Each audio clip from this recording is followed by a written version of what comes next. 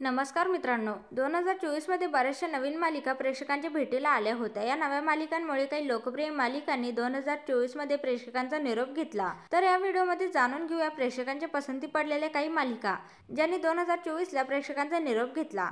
यामध्ये प्रेक्षकांनी डोक्यावर घेतलेली आई कुठे काय करते या मालिकेने 30 नोव्हेंबर 2024 रोजी प्रेक्षकांचा निरोप घेतला आहे. ही मालिका 23 डिसेंबर 2019 रोजी स्टार प्रवाहावर प्रेक्षकांच्या भेटीस आली होती. या मालिकेने स्टार प्रवाहाला नंबर 1 मालिका बनवली असं सांगितलं तरी हरकत नाही. याखेरीज स्टार प्रवाहावरील सुख म्हणजे नक्की काय असतं या मालिकेने तब्बल 4.5 वर्षे प्रेक्षकांच्या मनावर अधिराज्य गाजवलं होतं. 2024 ला या मालिकेने निरोप घेतला. 17 ऑगस्ट 2022 रोजी या मालिकेचा पहिला भाग प्रसारित झाला होता. तर 22 डिसेंबर 2024 रोजी या मालिकेचा शेवटचा भाग प्रसारित झाला आहे. आई कुठे काय करते या मालिकेप्रमाणे या मालिकेने सुद्धा टीआरपी मध्ये पहिलं स्थान गाठलं होतं. स्टार प्रवाहावरील तुझेच मी गीत गात आहे या लोकप्रिय मालिकेने सुद्धा 2024 मध्ये प्रेक्षकांचा निरोप घेतला आहे.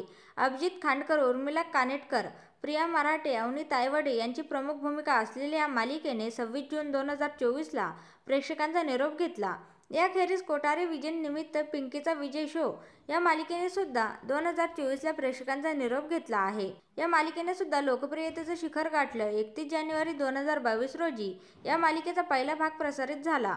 तर 26 मे 2024 ला या मालिकेचा शेवटचा भाग प्रसारित करण्यात आला. यासोबतच स्टार प्रवाहावरील मन धागा धागा जोडते नवा या लोकप्रिय मालिकेने सुद्धा 11 ऑक्टोबर 2024 ला प्रेक्षकांचा निरोप घेतला. ही मालिका सुद्धा लोकप्रिय मालिकांपैकी एक होती. झी मराठीचं सांगायचं झालं तर तब्बल 20 वर्षे प्रेक्षकांनी मनोरंजन करणारा होम मिनिस्टर हा कार्यक्रम 2024 ला बंद झाला.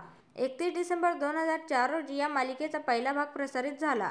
तर 15 सप्टेंबर 2024 रोजी या कार्यक्रमाचा शेवटचा भाग प्रसारित करण्यात आला. आदेश बांदेकर यांनी या कार्यक्रमाला एका वेगळ्या उंचीवर नेऊन ठेवलं होतं. यासोबतच झी मराठीवरील चला हवा येऊ द्या या कार्यक्रमाने सुद्धा 2024 रोजी प्रेक्षकांचा निरोप घेतला. 18 ऑगस्ट 2014 रोजी या कार्यक्रमाचा पहिला भाग प्रसारित झाला. तर 17 मार्च 2024 रोजी या कार्यक्रमाचा शेवटचा भाग प्रसारित झाला होता. या कार्यक्रमाने तब्बल 10 वर्षे प्रेक्षकांना खळखळून हसवलं होतं. या कार्यक्रमाचा खेरी झी मराठीवरील सारं काही त्याच्यासाठी या लोकप्रिय मालिकेने सुद्धा 14 सप्टेंबर 2024 रोजी प्रेक्षकांचा निरोप घेतला.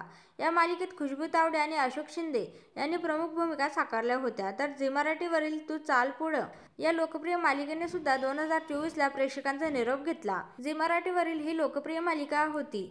बऱ्याच कालावधीनंतर दीपा परब या अभिनेत्रीने या मालिकेतून पुनरागमन केलं होतं. 15 ऑगस्ट 2022 ला या मालिकेचा पहिला भाग प्रसारित झाला. तर 23 जानेवारी 2024 ला या मालिकेने प्रेक्षकांचा निरोप घेतला. यासोबतच झी मराठीवरील 7व्या मुलीची 7वी मुलगी या मालिकेने सुद्धा लोकप्रियतेचं शिखर गाठलं होतं.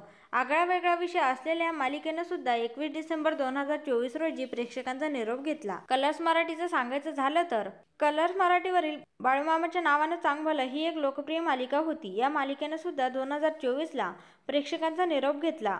13 ऑगस्ट 2024 रोजी या मालिकेचा पहिला भाग प्रसारित झाला. तर 28 जुलै 2024 रोजी या मालिकेचा शेवटचा भाग प्रसारित करण्यात आला होता.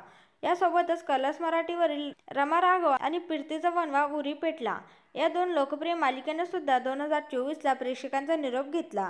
27 जुलै 2024 ला या दोन्ही मालिका बंद करण्यात आल्या. तर कलर्स मराठीवरील कावेंजली सखे सावली ही एक लोकप्रिय मालिका होती. या मालिकेने सुद्धा 26 मे 2024 रोजी प्रेक्षकांचा निरोप घेतला. या मालिकेने सुद्धा लोकप्रियतेचं शिखर गाठलं. 29 मे 2023 रोजी या मालिकेचा पहिला भाग प्रसारित करण्यात आला होता. या मालिकाखेरीज सन मराठीवरील सुंदरी आणि कन्यादान या 2 लोकप्रिय मालिकेने सुद्धा 2024 रोजी प्रेक्षकांचा निरोप घेतला. तर सोनी मराठीवरील गुन्ह्याला माफी नाही या मालिकेने सुद्धा प्रेक्षकांचा निरोप घेतला. ही मालिका सुद्धा लोकप्रियतेच्या शिखरावर होती.